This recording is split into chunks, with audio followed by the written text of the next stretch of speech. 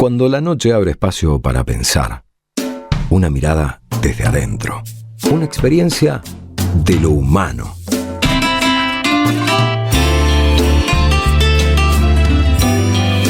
Buenas noches a todos y a todas. Soy Jorge Pardés. Están escuchando De lo Humano. Aquí, en la Radio de las Madres. Esperamos sus mensajes de WhatsApp al 11 3200 0530. 11 3200 0530. O pueden escribirnos a la producción de lo Humano al 11 3680 7429. 11 3680 7429. Para construir comunicación de ida y vuelta.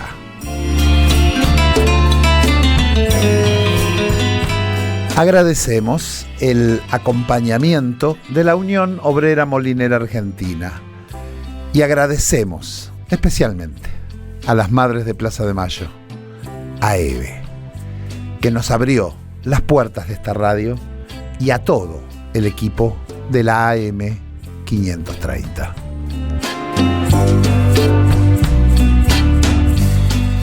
Prepárense entonces para compartir una mirada y una experiencia.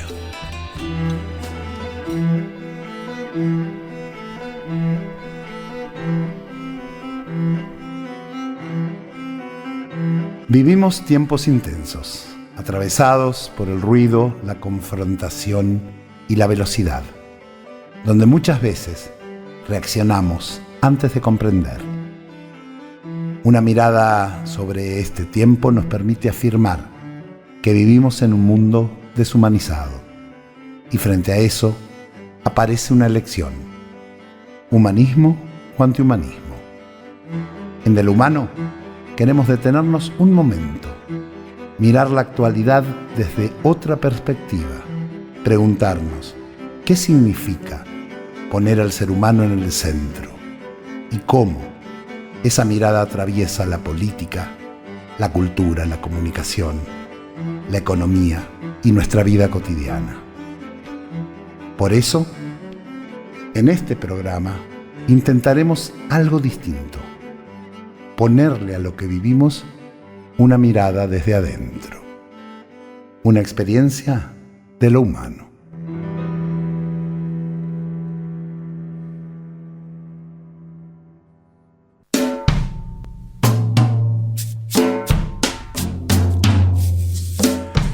Una noche muy fría en Buenos Aires. Ha sido un día muy frío todo el día. Y un programa cargadito les tenemos preparado hoy, como de costumbre. Estuve leyendo Estado de Vigilancia, un informe que me llegó de Amnesty Internacional sobre el crecimiento de las tecnologías de vigilancia en Argentina, monitoreo de redes, reconocimiento facial, inteligencia artificial, drones. Lo más inquietante es lo que llama efecto inhibidor. Alcanza con sentirnos vigilados para modificar nuestra conducta. Miércoles, dejar de ir a una marcha, cuidar lo que decimos, limitar nuestra participación, todo eso nos produce ese efecto inhibidor.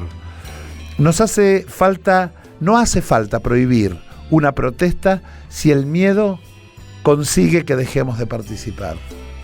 Esa es como la filosofía, ¿no? La tecnología amplía las capacidades humanas, también las capacidades de control. La semana que viene vamos a detenernos en este informe porque la verdad vale la pena, pero nos introduce en los temas de este programa.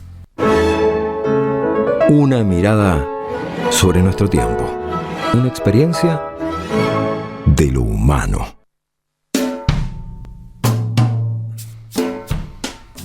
Hoy la perspectiva desde la que queremos mirar la realidad está marcada por la conmemoración de un nuevo aniversario del paso a la inmortalidad del general Don José de San Martín, el pasado lunes 17 de agosto. En tiempos difíciles, resistir también es volver a preguntarnos cómo construimos la fuerza para transformar esta realidad, sin repetir la violencia con la que tantas veces la humanidad construyó poder. Argentinos y argentinas, quiero decirles algo. Divididos seremos esclavos. Unidos, estoy seguro que triunfaremos. Hagamos un esfuerzo de patriotismo. Depongamos resentimientos particulares.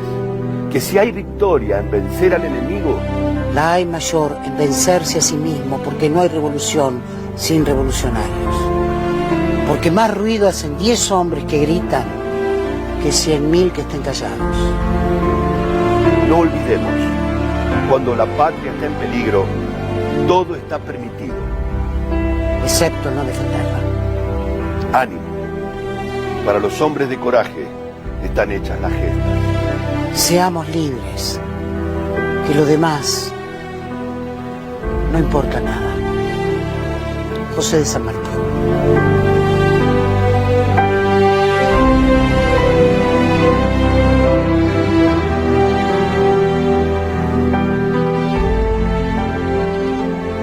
Lo que acabamos de escuchar es un texto construido a partir de frases atribuidas a José de San Martín, leído por dos enormes actores argentinos, Rita Cortese y Claudio Risi. El video se difundió en marzo de 2016. Mauricio Macri llevaba apenas 3 meses en el gobierno y se discutía en el Congreso el acuerdo para pagarles a los fondos buitre. Más de 50 artistas participaron de aquella campaña que se llamó No volvamos al fondo. Pero Macri volvió al fondo, nos condicionó el regreso y hoy estamos donde estamos. Ese clamor del video es tan actual hoy como entonces, y las palabras de San Martín resuenan nuevamente. Divididos seremos esclavos, unidos estoy seguro que los batiremos. Esas palabras tienen un contexto histórico preciso. San Martín se las escribió al gobernador de Santa Fe, Estanislao López, en 1819. El país, que todavía estaba naciendo, se desangraba en enfrentamientos internos y San Martín reclamaba dejar de derramar sangre entre compatriotas cuando todavía estaba en juego la propia independencia. Más de 200 años después, esa afirmación vuelve a interpelarnos. ¿Cómo encontrarnos? ¿Cómo volver a construir una fuerza común? ¿Cómo defender la vida de nuestro pueblo en un momento oscuro, con un gobierno cada vez más desentendido de la vida misma? Y justamente el 17 de agosto, y no creo que no ha sido por casualidad, un grupo de militantes se vistió de Gandalf y fue hasta la casa que el multimillonario Peter Thiel compró en Barrio Parque. Y digo no por casualidad, porque ese grupo se sacó una foto en las puertas del Instituto Sanmartiniano antes de ejecutar la performance, casi como un mensaje subliminal. Thiel es uno de los grandes magnates tecnológicos del mundo, cofundador de Palantir, una empresa dedicada al procesamiento masivo de datos y vinculada a sistemas de inteligencia y vigilancia. Su fondo acaba de comprar acciones de Vista Energy, una de las grandes operadoras de Vaca Muerta. ¿Por qué los manifestantes eligieron a Gandalf? Por una razón muy, muy precisa. Thiel es fanático de la obra de Tolkien, El Señor de los Anillos, tanto que bautizó Palantir a una de sus empresas por la Palantiri, aquella piedra vidente que permitían observar acontecimientos y personas a enormes distancias en la peli o en el libro para los que lo leyeron, para comunicarse entre sí. Incluso otras compañías vinculadas a Thiel llevan nombres tomados del universo de Tolkien. Entonces, el hecho es que estos Gandalf del sur se plantaron frente a su casa con una enorme bandera que decía: You shall not pass, la concha de tu madre. You shall not pass es no pasarás. Es la célebre frase con la que Gandalf enfrenta a Balrog en El Señor de los Anillos. Y ahí está la genialidad de la intervención. Tomaron el universo simbólico que le fascina a Thiel y se lo dieron vuelta, se lo escracharon, se lo mostraron en la cara. El hombre que tomó de Tolkien los nombres con los que bautizó empresas capaces de acumular información, observar a millones de personas, comerciar con las guerras, recibió en la puerta de su propia casa al personaje de Tolkien diciéndole: vos no pasarás. Y funcionó. Las imágenes se viralizaron rapidísimo, circularon por redes y medios de todo el mundo. Una pequeña intervención de una veintena de personas terminó instalando públicamente una discusión sobre uno de los hombres más poderosos de la tecnología mundial, sobre sus inversiones en Argentina y sobre el poder de las tecnologías de vigilancia. Una veintena de personas. Incluso el episodio generó nuevas convocatorias contra la presencia de Thiel en Argentina. Me hizo recordar aquellas performances que hacíamos con el Partido Humanista que llamaban tanto la atención en otros tiempos. Es la creatividad como herramienta política. Romper la normalidad, generar una imagen, provocar una pregunta, hacer visible aquello que el poder preferiría que permaneciera invisible. Sin pegarle a nadie ni romper nada. Sin reproducir la violencia que estamos denunciando. Las formas del poder están cambiando. Ya no alcanza con saber en manos de quién está el capital. Hoy tenemos que preguntarnos quién posee nuestros datos, quién controla los algoritmos, quién desarrolla la inteligencia artificial, quién tiene acceso a nuestros recursos y quién podrá apropiarse de descubrimientos que están empezando a modificar incluso los límites de la vida humana. De eso vamos a hablar dentro de un rato con Julián Axat, a propósito de Notas para una restitución futura, un libro que presentó la semana pasada. ¿Quién se va a apropiar de los avances tecnológicos? ¿Van a ser patrimonio de la humanidad o una nueva fuente de desigualdad? Y también vamos a hablar con Lía Méndez de otra cosa, de esta misma cuestión. Ante el cambio de las formas de dominación, debemos cambiar nuestras formas de resistencia. ¿Qué conservar de nuestras viejas militancias? ¿Qué revisar? ¿Qué nuevas herramientas tenemos que inventar? Por eso me resuena tanto lo que hicieron estos Gandalf del sur. No solo por el desparpajo, la creatividad y la alegría de la acción. Fue una acción profundamente política y demostró que una acción pequeña puede multiplicarse hasta alcanzar una dimensión enorme. Desde la no violencia, una metodología de acción y, ¿por qué no?, de construcción de poder. La no violencia no puede ser solamente una actitud moral frente a la violencia de los otros. Tiene que ser una respuesta capaz de transformar las condiciones que genera esa violencia. Porque si la violencia ha organizado durante siglos las relaciones entre los estados, entre los grupos sociales y entre las personas, no alcanza con conquistar ese poder y cambiar quien lo administra. Hay que cambiar también la matriz que lo organiza. Ahí está para mí uno de los grandes desafíos de una revolución verdaderamente humanista. No se trata de renunciar al conflicto, no se trata de resignarse, y mucho menos de quedarse quietos. Se trata de construir una fuerza capaz de enfrentar la violencia sin reproducirla. Silo lo dijo de una manera extraordinariamente simple. Con un enfoque violento de la violencia no resultará la paz.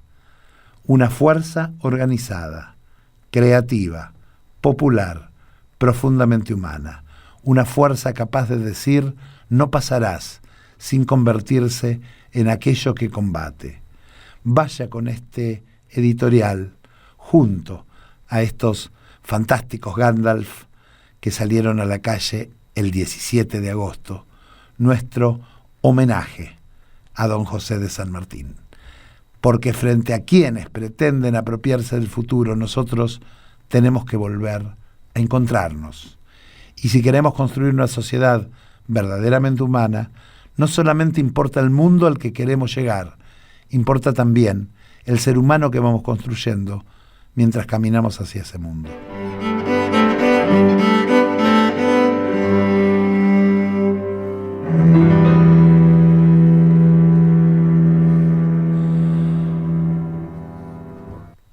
Frente a estas nuevas formas de poder y de control, hay un sur que busca sus propias formas de expresarse, organizarse y resistir.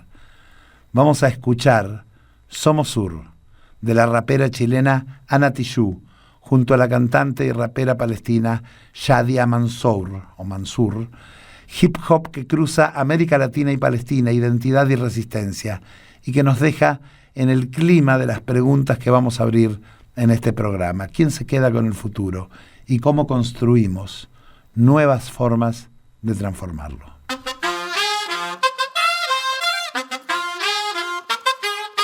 Tú nos dices que debemos sentarnos, pero las ideas solo pueden levantarnos, caminar, recorrer, no rendirse ni retroceder, ver, aprender como esponja absorbe. Nadie sobre todos, faltan todos, suman todos para todos, todo para nosotros. Soñamos en grande que se caiga el imperio, lo gritamos algo, no queda más remedio.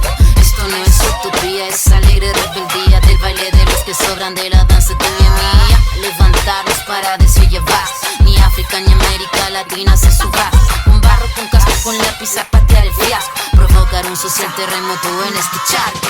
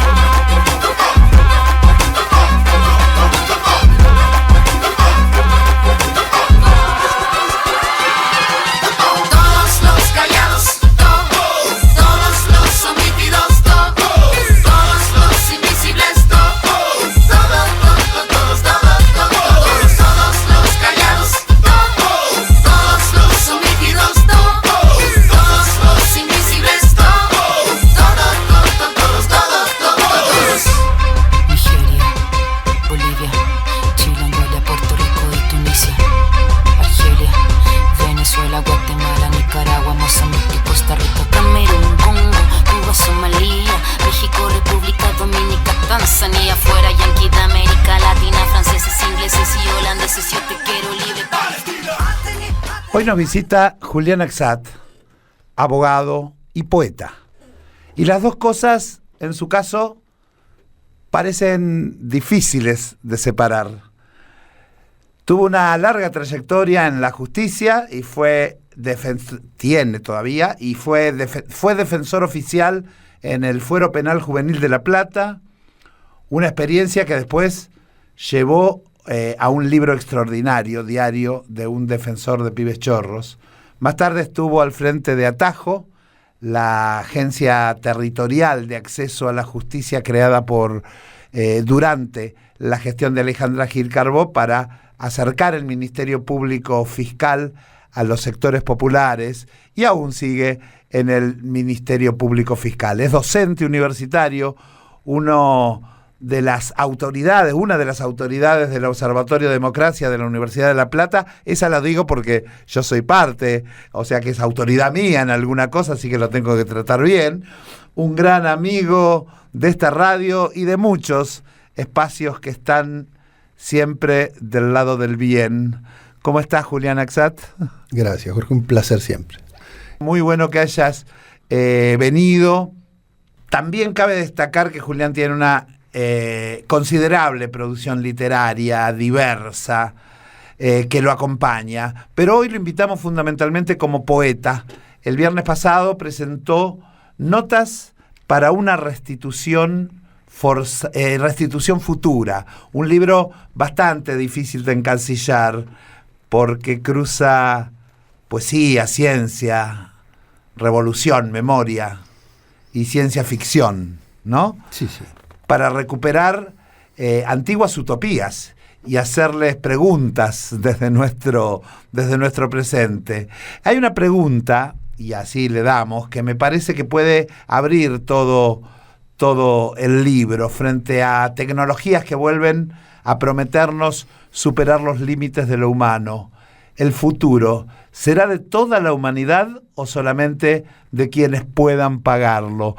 Pero antes de contestar esa pregunta que tiene que ver con tu libro, contanos un poco eso que yo dije así muy por encima, ¿de qué trata Notas para una restitución futura? Bueno, un placer, Jorge, estar acá con vos en tu programa. Siempre es un placer. Sé que vos siempre estás ávido de este tipo de lecturas, te interesa la utopía, por eso siempre te mando todo lo que voy sacando en función de estos materiales, porque sé que es parte de un imaginario en el que vos crees también. Bueno, este es un libro que cruza el ámbito, por supuesto, de la poesía, como vos bien mencionaste, con la ciencia ficción. Por lo general la ciencia ficción es narrativa, no es poesía. En este caso yo venía estudiando el género hace un tiempo. Ray Bradbury es un gran poeta, además de narrador. Venía estudiando a Bradbury y otros autores. Y se me ocurrió hacer unos cruces sobre la temática poética y la ciencia ficción, en función de algunos restos encontrados en el pasado, como un arqueólogo. Principalmente una vanguardia rusa, que es la vanguardia biocosmista, que es de principios del siglo XX, que trabajaba justamente en unos manifiestos escritos en poesía y ciencia ficción. Uh-huh. Es una vanguardia anterior a la Revolución del 17 en Moscú y en Rusia. Es una vanguardia que nace en 1905 entre Petrogrado y Moscú, y una serie de personajes pseudoanarquistas vinculados a la Iglesia Ortodoxa rusa y al futurismo, que muy empezaron... Muy interesante. Estos sujetos que tenían una estética de Rasputín, ¿no? Claro. Barbas largas, como Cristos andantes, que eran tipos poetas con cabelleras largas, ¿no? Estos siempre poetas salvajes que están llenos de utopías y locuras, que abrevaron en la Revolución del 17, porque ahí cayeron todos, digamos. Todos formaron parte del Soviet desde su diferencia. Después vino Stalin y lo limpió todos, y dejó algunos pocos. Pero al principio abrevaba una pluralidad de personajes. Estos eran esos personajes que estaban ahí y escribían estos manifiestos en ciencia ficción. Los principios del biocosmismo son fantásticos, porque son los que hoy reproduce Elon Musk o Peter Thiel, los reproducen como si fueran de ellos. No, eran de estos. Pero estos millonarios se han copiado y han tomado y han construido una ideología que se llama transhumanismo. Bueno, pero el biocosmismo anterior planteaba esas 4 premisas. El ser humano tenía que llegar al cosmos, había que producir de algún modo mecanismos, vehículos para hacerlo.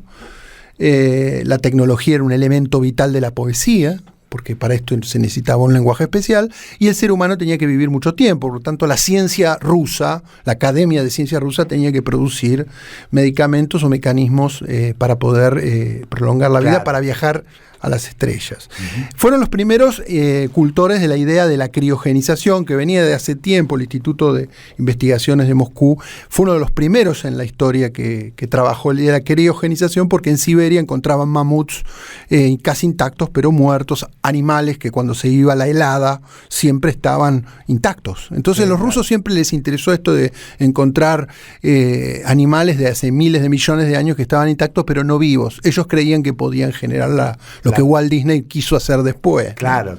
Bueno, el biocosmismo estaba obsesionado con estos temas.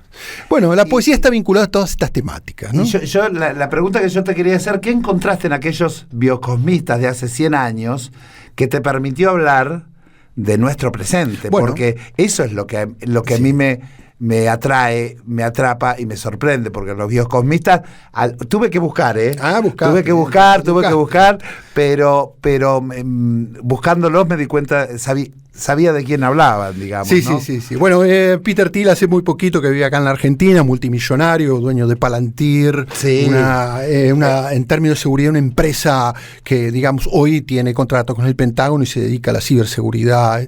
Pero nosotros hace un ratito Sí, en el editorial yo justamente contaba de los Gandalf sí, estos que claro, lo vinieron. los que la semana pasada. Exactamente, maravilloso. El manifiesto de Palantir, que son 20 puntos, roba a mano armada principios biocosmistas del principio del Ajá. siglo XX, ¿no? Sin duda, sobre el tema de la tecnología y el uso del control y del espacio. Ahí el biocosmismo plantea bien dentro de lo que es la revolución social, de que la tecnología es un mecanismo que debe generar la vida para mejorársela a todos, la ciencia ecuménica, el lenguaje para todos. No hay restricciones en ese sentido. Estos señores nuevos vienen a plantear de que estas invenciones son para ellos o para sus hijos o para el grupo de élite. Hay un racismo cósmico, planteo yo, digamos. El latrocinio al biocosmismo tiene que ver con construir ideologías para pocos, para grupos selectos. El resto, digamos, la masa que queda afuera, no tiene acceso a estos beneficios tecnológicos, ¿no? Entonces, ahí se plantea una primera cuestión, digamos, el humanismo y el antihumanismo, ¿no? Porque estos biocosmistas eran humanistas ecuménicos, planteaban que el grial del grial tenían que tomar todos, no unos pocos. Incluso la inmortalidad. Los pobres tenían derecho a la inmortalidad. Por lo tanto, la Academia de Ciencias de Moscú tenía que encontrar, al principio empezó a practicar, hicieron transfusiones sanguíneas de jóvenes a personas adultas, son las primeras ideas que se plantearon en la medicina biocosmista de las transfusiones que rejuvenecían, pero eran para los proletarios, ¿no? Estas técnicas aplicadas para los proletarios, no solo para la burocracia, ¿no? Sí, eso era un poco lo que se derivaba un poco de la lectura de la contratapa. Hoy lo tengo en la mano, me lo acaba de regalar Julián y estoy chocho con tener notas para una restitución futura, porque ahora me voy a poner a ver todo lo que pude entender de las solapas y de la contratapa, que me encantó, y que de algún modo lo que está poniendo en discusión Julián es quién se va a apropiar de los avances tecnológicos y hasta dónde pueden profundizar la desigualdad. Y es un tema que a vos te convoca desde la poesía, desde la novela, como es lo que por ahí estás por incursionar ahora o que estás incursionando, y desde el derecho también. Sí, sin duda. Acá hay una cuestión de derecho a las estrellas, ¿no? Escribí un manifiesto que se llama Marte no será para los fascistas. Ay, qué lindo. Entonces hablo de que quién va a llegar primero a Marte, ¿no? En la nueva lucha o conquista espacial, en la carrera, la idea de que van a llegar algunas corporaciones, va a llegar el señor Elon Musk. ¿Quién va a llegar a Marte? SpaceX. Bueno, ahí planteo que a Marte tienen que llegar todos, ¿no? Digamos, si la destrucción de este planeta va a llevar a la necesidad de vivir en otro mundo, tenemos que subir al arca de Noé a todos, no podemos dejar ni a uno afuera. Entonces, ahí planteé un manifiesto reescribiendo a los viejos biocosmistas, si querés te leo un fragmento: Marte no será para los fascistas.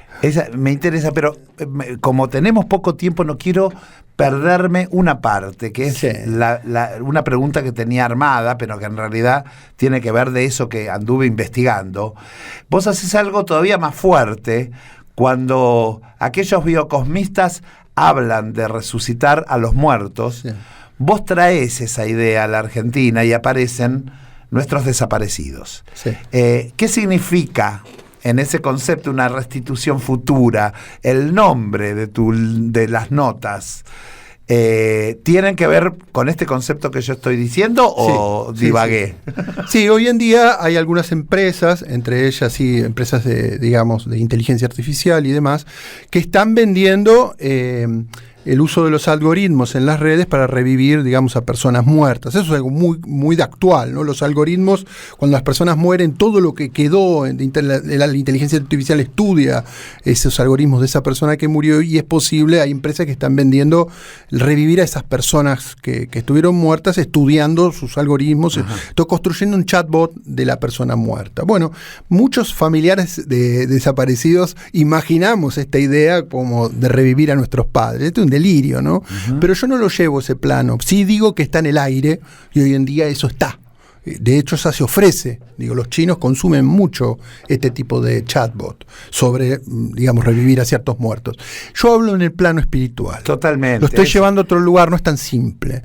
Entonces, en el libro planteo, sí, la idea del diálogo con los muertos y la idea de un futuro posible en el cual los muertos por la violencia, y entre ellos incluyo a todos, ¿no? A los muertos por las masacres, tengan de alguna manera un doble cuerpo en el futuro y se los pueda resucitar para encontrarlos en algún punto, ¿no? Porque están. Julián Axat, estás cada día más siloísta, ¿eh? Totalmente. Estás hablando de la temporalidad de la conciencia y básicamente justamente de eso que tiene que ver con esos diálogos con los guías internos y los guías profundos. Bueno, porque Silo era un gran lector de Fyodorov, que fue el precursor de los biocosmistas, que fue un bibliotecario del siglo XVII en Rusia, del cual él, cuando viajó a Rusia a conocer a Gorbachev, se le entregó en 1991, se le entregó un honoris causa. Él tomó contacto también con estas corrientes que también tomaron contacto con él y lo invitaron. Mario Rodríguez Cobos fue recibido y bueno, y él hay un libro que se llama El Informe Tokarev, que es una maravilla, que habla también de Benedra, me sale el autor, no, Salvatore Puleda. Que era amigo de Silo y que trabajaba estas ideas donde aparece de algún modo el cosmismo, un tipo hermoso, Salvatore.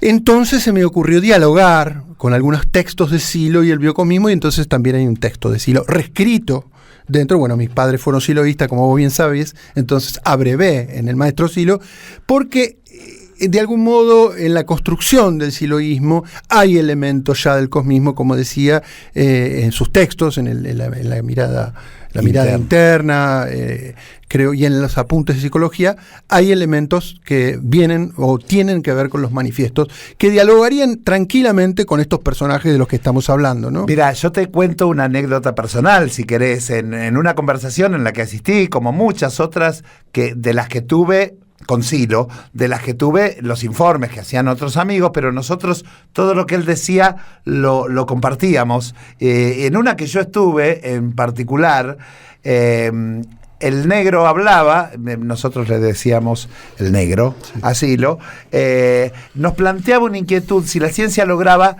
detener el envejecimiento celular, en los 80 te estoy hablando, y prolongar la vida. El problema sería ¿quién tendría el poder y el dinero para acceder a esos avances? Exacto. Entonces, el planteo del humanismo en aquel momento tenía que ver, tenemos que prepararnos, tomar el poder para poder tomar la decisión de que la inmortalidad sea para todos. Exacto. Y no solamente para los que detentan el capital, como nos ocurrió en la revolución industrial, si se quiere, ¿no? Bueno, es una discusión que se dio en plena pandemia cuando los rusos inventaron, digamos, lograron dar con la vacuna, la Sputnik, y Vladimir Putin, que recoge muchos elementos, sin duda, de su historia cultural, planteó la necesidad de que la vacuna fuera para todo el pueblo ruso, incluso gratis para el resto del mundo.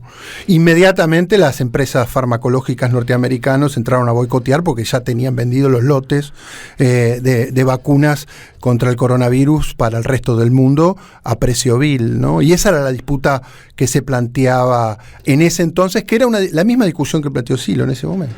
Maravilloso, maravilloso. Julián, se nos va el tiempo. Yo quiero primero rescatar el nombre Notas para una restitución futura de Julián Axat, que está acá a mi lado, de la editorial Pletórica Sinfonía. Así es. Y se puede comprar en cualquier librería, pero siempre en Mercado Libre o googleando te va a decir Google dónde lo encontrás y podés comprarlo por internet.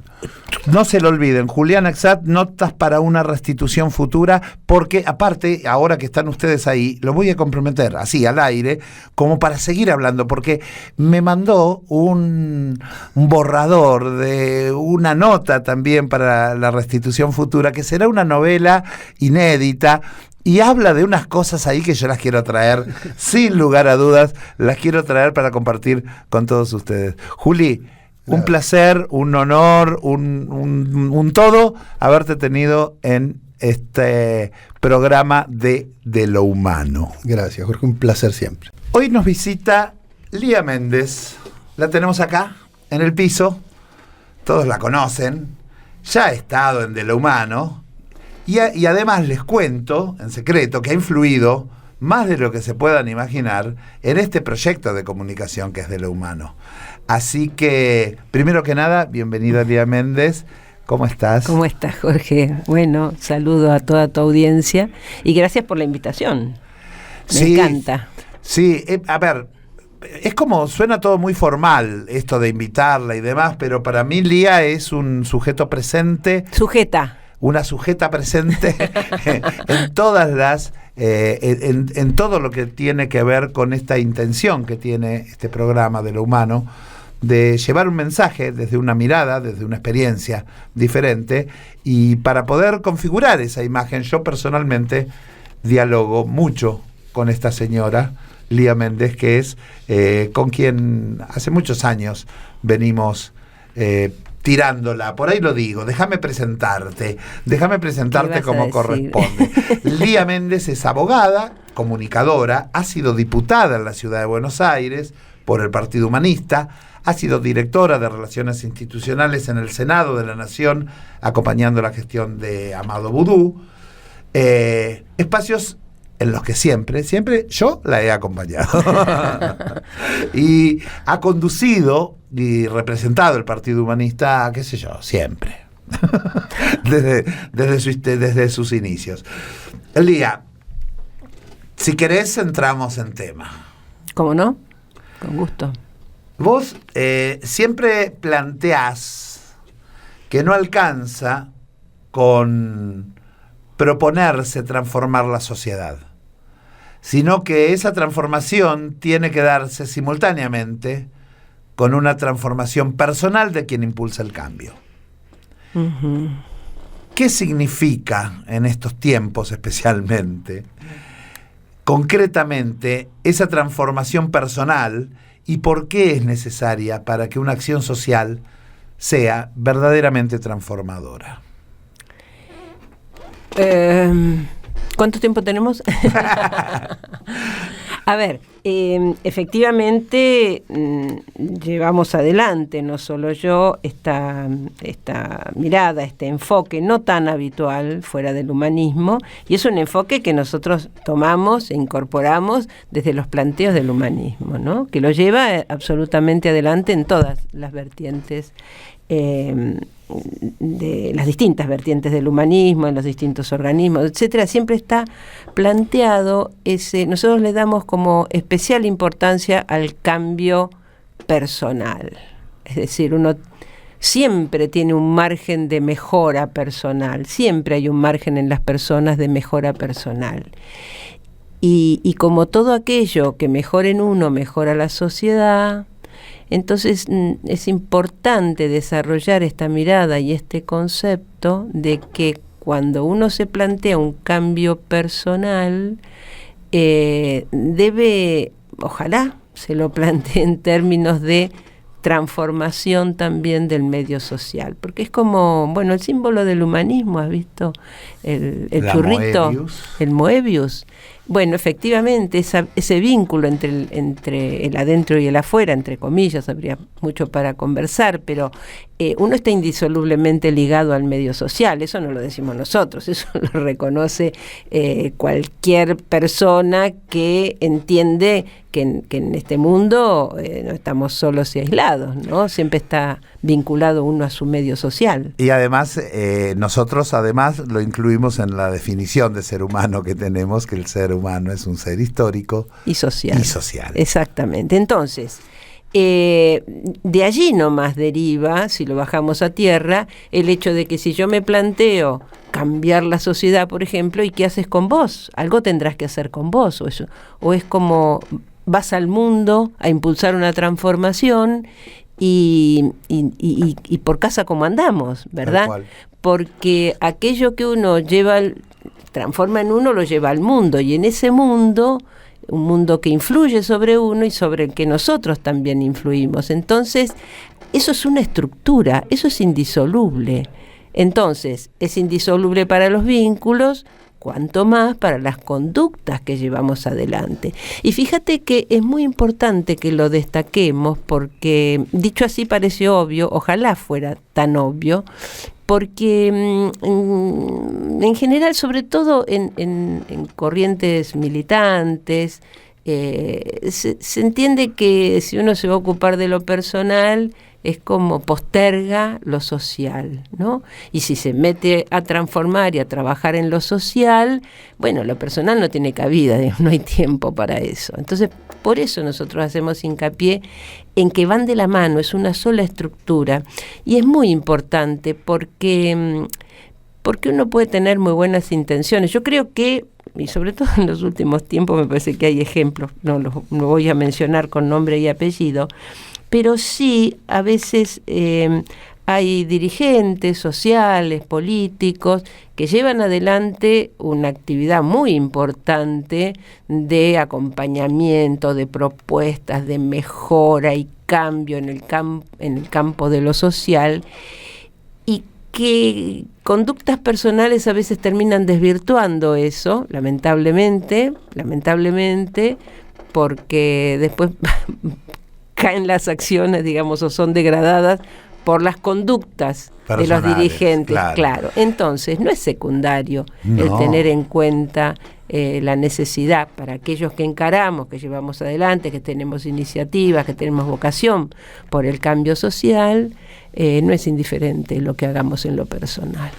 Ahí, en ese concepto, por ahí después nos podemos poner a profundizar un poquito más sobre la acción, pero dentro de lo que para llevar adelante eso que estás diciendo, en general en las organizaciones hay todo lo que se llama la formación política u organizativa, y hay un concepto que sería la formación interna, cómo formarse, cuáles son las herramientas, cómo se puede hacer como para producir esa transformación interna que te permita ir simultáneamente en coherencia con esa lucha social de transformación social que estás pretendiendo, ¿no? Sí, creo que hay que poder reconocer la importancia de lo que estamos destacando, ¿no? Porque si no se lo subestima y puede haber herramientas, y de eso tenemos experiencias, pero no son tomadas porque parece que, bueno, anda el psicólogo para eso, ¿no? Y y no tenemos ningún problema con los psicólogos, solo que decimos... No, hay muchos psicólogos que están con nosotros. Las personas, claro, no, las personas, está muy bien la acción de los psicólogos, pero nosotros planteamos otra cosa, eso que vos decís, bueno, muy bien, la formación política, ¿y qué hay con la formación y el trabajo personal, ¿no? Que actúa tan directamente, que implica y que impacta tan directamente en esas acciones que uno lleva hacia el mundo. Y fíjate que hay algunas herramientas que en definitiva pueden ser conocidas por todos, como la reflexión sobre la acción reflexiva. Es muy importante la reflexión sobre la acción pasada, la que ya llevamos adelante, y también sobre la acción futura, ¿no? Entonces, si yo reflexiono, claramente trabajo la atención, no puedo reflexionar si no atiendo. Y si yo reflexiono, también necesito además, como te diría, pautas que orienten esa reflexión, ¿no? Principios que orienten esa reflexión. Yo me siento y digo así, yo voy a reflexionar, sí, pero ¿en base a qué reflexionás? Reflexionás sobre tu conducta y qué pautas tomás como para orientarte en una dirección que creo que las buenas personas, que somos la mayoría, queremos, ¿no? Que es modificarnos, avanzar, transformarnos. Ser buena gente. Ser mejor. Uno es buena gente, pero ser mejor. Y bueno, y uno tiene que reconocer que tiene una biografía, que tiene frustraciones, que tiene en esa biografía alegrías, postergaciones, cosas que influyen en tu conducta, necesariamente. Y esa conducta siempre se lleva al medio social. A veces incluso con expresiones violentas, no porque salgas a pegarle a la gente, sino porque en tu relación con el otro o con la otra tenés miradas y tenés expresiones desde una cierta violencia, esta que está naturalizada y que ya ni se nota en la sociedad, ¿no? Entonces, hay pautas, hay principios que son esenciales, que son una herramienta fundamental para que uno diga, bueno, que a ver cómo analizo esa conducta que tuve ayer.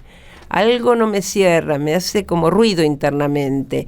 Y entonces, ¿en base a qué la puedo analizar? Bueno, hay principios de la conducta humana que son más viejos que la humanidad, ni siquiera que la injusticia, y que es la regla de oro, por ejemplo. La regla de oro, que lo que propone es dar a otros el trato que uno pretende recibir.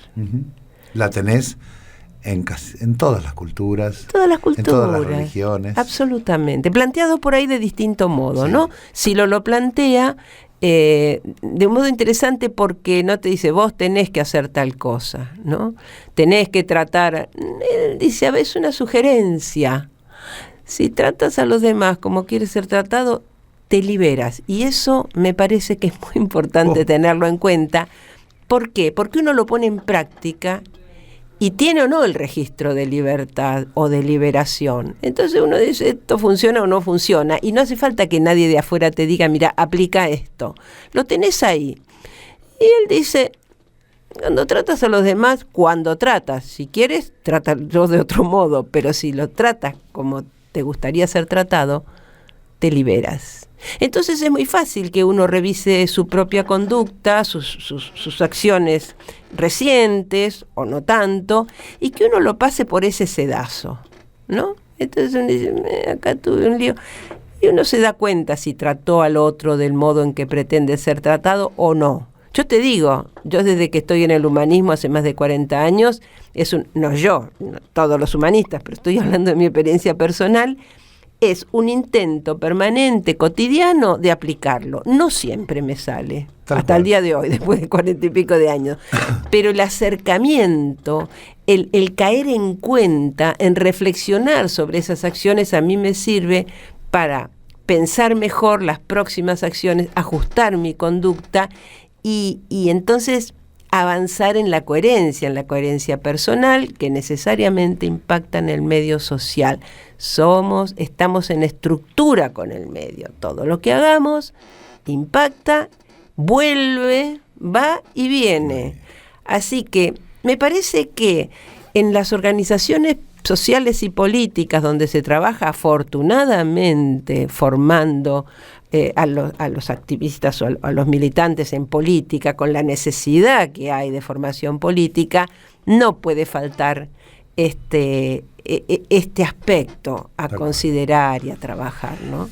Sí, de algún modo a mí me parece que también cuando vos hablás reflexión sobre la propia acción, también en algunas conversaciones que hemos tenido señalás que están cambiando las formas de dominación y que por lo tanto necesitamos nuevas formas de lucha. La acción, en términos, se puede llevar a lo colectivo, a lo social. Cuando hablamos de acción y de la transformación de la propia acción, ¿hablamos de la propia acción individual o podemos también hablar de la acción social, de la acción conjunta? Colectiva, obviamente, desde ya. Nosotros, bueno... Y ahí está lindo relacionar eso que te estoy preguntando, que en realidad lo que yo te quería preguntar es cómo se traduce en la práctica y qué debemos revisar de nuestras formas tradicionales de militancia y de acción social para responder en este momento histórico. Y a eso ahora le agrego, después de lo que dijiste, cómo hacemos para aplicar la regla de oro en esa propia reflexión, sintiéndonos como el sujeto colectivo, ¿no? Sí, y en estos tiempos, ¿no? Como vos lo estás mencionando. Vos sabés que a mí me venía pensando en un tema que tanto se habla de que el gobierno actual gana no sé qué batalla y gana la otra batalla y entonces perdió una en el Senado y no sé qué historia. Y yo he registrado que que la primer batalla que pierde el gobierno es la de haber encarnado la provocación sobre la sociedad, brutal provocación sobre la sociedad, pero para de alguna manera justificar el uso de esa tremenda batería represiva, ¿no?, que tiene, y provocando una reacción violenta en la sociedad. Porque toda la política que lleva adelante de empobrecimiento, etcétera, o sea, tiende directamente a provocar, a dañar, para generar una respuesta violenta. Entonces, imagínate. Que justifique el espiral de violencia que ellos estarían dispuestos. Por algo se han armado hasta los dientes, porque si esto es una desproporción. No es una desproporción, es proporcional al daño que ellos han planificado, totalmente proporcional, porque ni la alcanzaría con todo lo que tiene si es que la sociedad respondiera violentamente. Pero la sociedad lo jodió. Claro, no ha parado de movilizarse, movilizaciones más pequeñas, sectoriales, otras más grandes, otras de toda la sociedad, pacíficas. No violentas. Entonces presionan más, reprimen, imagínate, reprimen si bajas a la calle, reprimen si subís a la vereda, reprimen si estás sentado en una puerta, reprimen, y no logran la respuesta. Tienen que meter 3 o 4 activistas ellos para romper. Para romper. Pero vos fijate que desde el propio protocolo de seguridad, no me acuerdo cómo se llamaba, el protocolo de Bullrich, sí, que no podías movilizarte si no era en la vereda, desde esa concepción de retrógrada, hasta estos momentos, ha sido un permanente tratar de, ¿qué palabra usabas vos recién? Provocar, no me salía, me siento provocado. Tratar de provocar para encontrar una reacción violenta. Y la reacción violenta de la sociedad no viene básicamente porque no tiene con qué hacer reacción violenta, no tienen armas, pero también tiene memoria de el daño que ha causado la violencia. Sin duda, y ha descartado ese camino como respuesta. Eso me parece sumamente importante, porque en otros tiempos, si no era por la violencia, no había solución. Entonces, ha descartado absolutamente la vía violenta y en todo caso, ¿qué logra con eso la sociedad? Y dejar a la vista la vocación criminal de este gobierno. Tal cual. Muy bueno, muy interesante.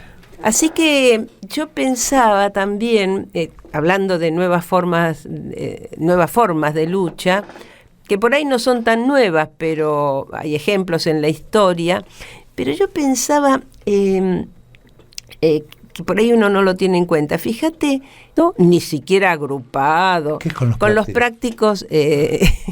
La resolución del decreto que promovió Sturzenegger, para que los prácticos, que son los que hacen entrar y salir los buques en los puertos, si no hay si no tienen profundidad, los buques no pueden ni entrar ni salir, si no es con los prácticos, que son personas capacitadas, tienen toda una formación, que tienen que llegar a capitán de no sé qué y después de eso tener 3 años de experiencia. Bueno, lleva no sé cuántos años formarse como prácticos, y hay 400 en todo el país, 400. Y resulta que Sturzenegger, en esas cosas que hace él, largó un decreto que condicionaba y modificaba la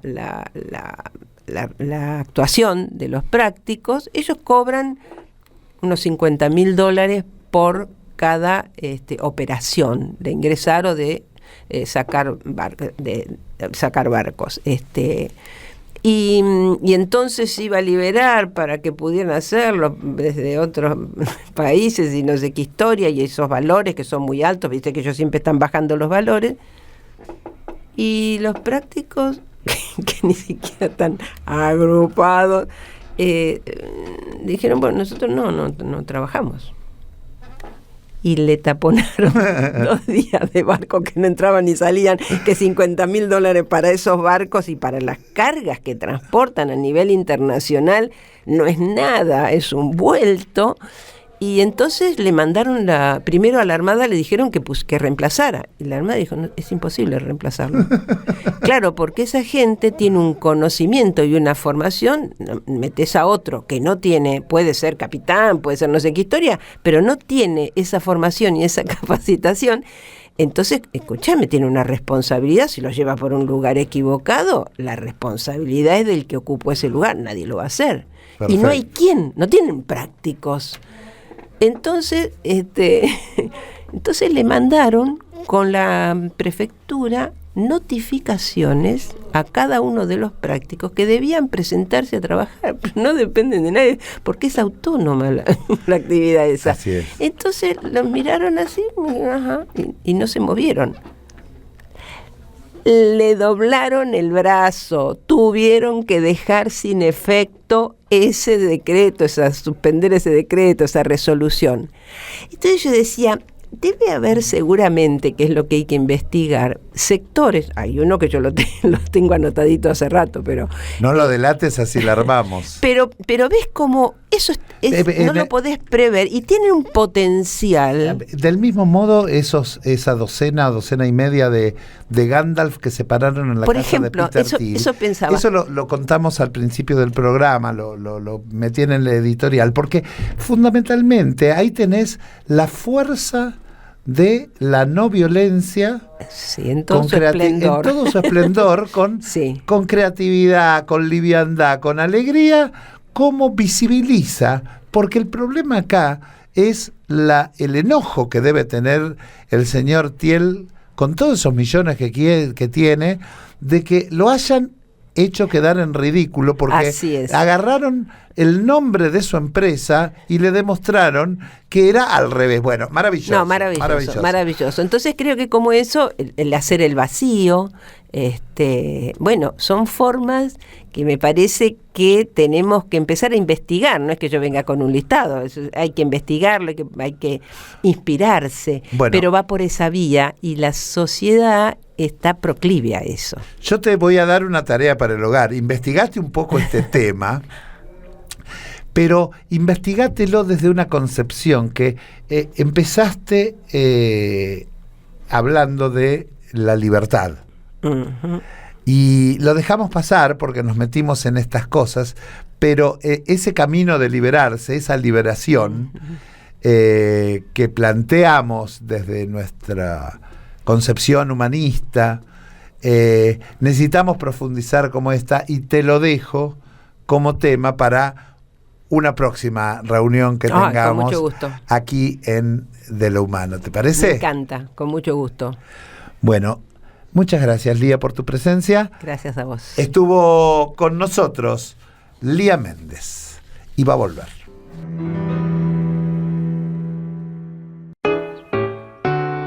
Una madre camina a la plaza. Y se nos terminó el programa. Un programa con maravillosos invitados que nos ayudaron a entender un poco más el mundo en el que vivimos. Nuestro agradecimiento entonces a Lía Méndez y a Julián Axat. Sostenemos, como siempre, el reclamo por la libertad de Cristina frente a su proscripción, porque es inocente. También levantamos la voz para exigir la libertad de Milagro Sala y de Julio De Vido, como cada programa. Conectemos entonces con los mejores sentimientos y elevemos un pedido de bienestar para nuestro pueblo y para los pueblos colombiano y venezolano, a los que la naturaleza les ha jugado una mala pasada y no la están pasando muy bien. Por la memoria, la verdad y la justicia, con la coherencia entre lo que pensamos, lo que sentimos y lo que hacemos, y con la voluntad de tratar a los demás como queremos ser tratados. Porque todavía hay mucho por hacer, mucho por decir y mucho por transformar. Con Tu Revolución de Juan Rosasco en banda nos despedimos hasta la semana que viene. Agradecemos a Ariel García en la edición, en la operación técnica, en la paciencia y a toda la 530, como siempre y como siempre, a las madres de Plaza de Mayo. Que tengan un hermoso fin de semana. Les mando un afectuoso abrazo. Me inmoló, la plaza no puede esperar.